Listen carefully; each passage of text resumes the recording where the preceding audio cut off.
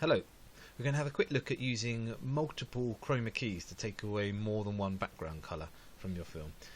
So here is our little animation clip that we've got in front of us.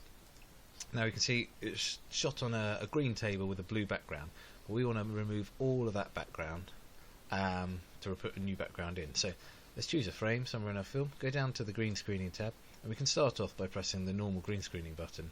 And the Zu3D will analyse the picture, take a guess at the background colour, and take that background colour away. And in this case, it's chosen blue, which has taken the background, which is great. But we want to take away the green floor as well.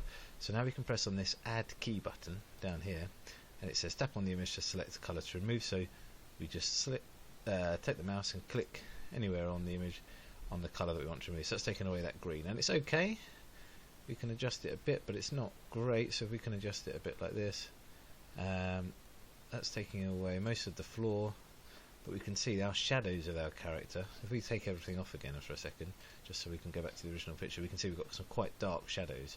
It's a very different shade of green. So let's get back to where we were. So we'll take the blue away, add that, take the green away, but then we can have as many keys as we like. So we can click on Add, and we can now choose those shadows.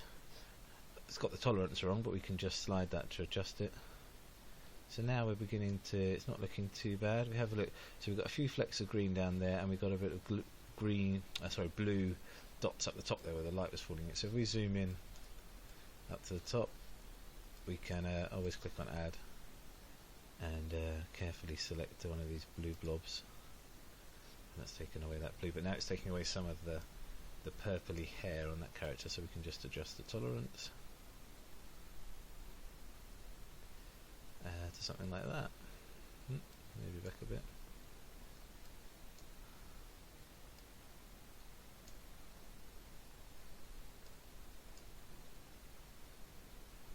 Now it may be, as if we've got the problem here, where I can't find a tolerance which takes away the purpley blue speckling at the top right here and keeps our character's purple hair.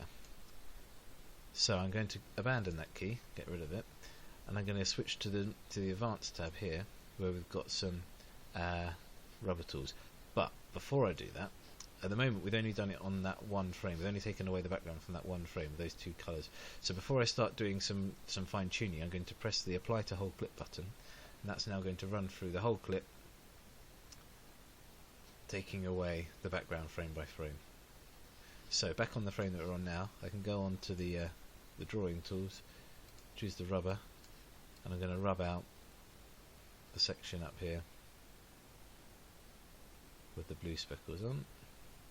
And while I'm about it, I'm going to rub out this bit of paper that was on the desk as well, and these green splodges down here.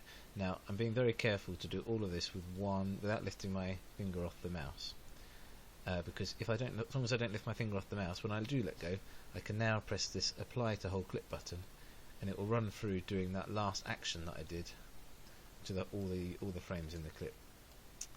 You could have done a little bit and then press the button, and then done a little bit more and then press the button. So if we watch our film now, that's not what we can do. I'm just going to slow that down a bit. It's a bit fast to see what's going on.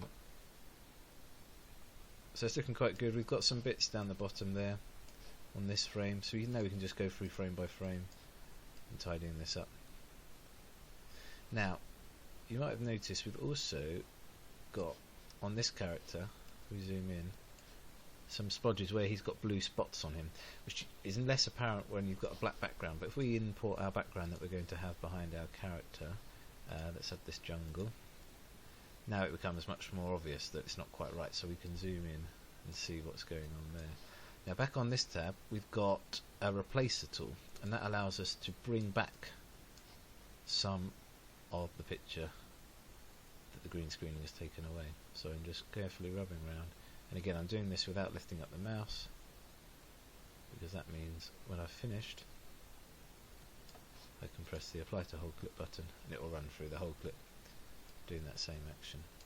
And there's a bit more up here that I've missed, so I can carefully do that bit too. And again press Apply to Whole Clip. And his eyes, now his eyes, we need to be careful because they might move a bit throughout the film, but they don't move too much. So as long as we're careful and we think about where we're going to use the replacer tool, We can still use the apply to whole clip, so I can draw in there, apply to whole clip, it runs through, and we can draw in there,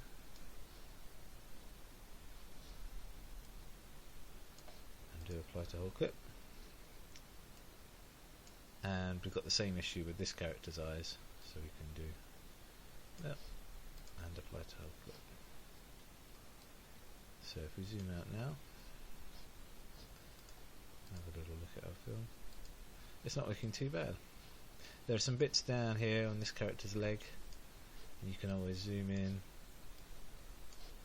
use the rubber tool, make the rubber smaller. So the more you can get your scene set up with a nice plain background without shadows, the less of this work you'll have to do. But you've always got the option of going in and refining your characters as much as you want them to.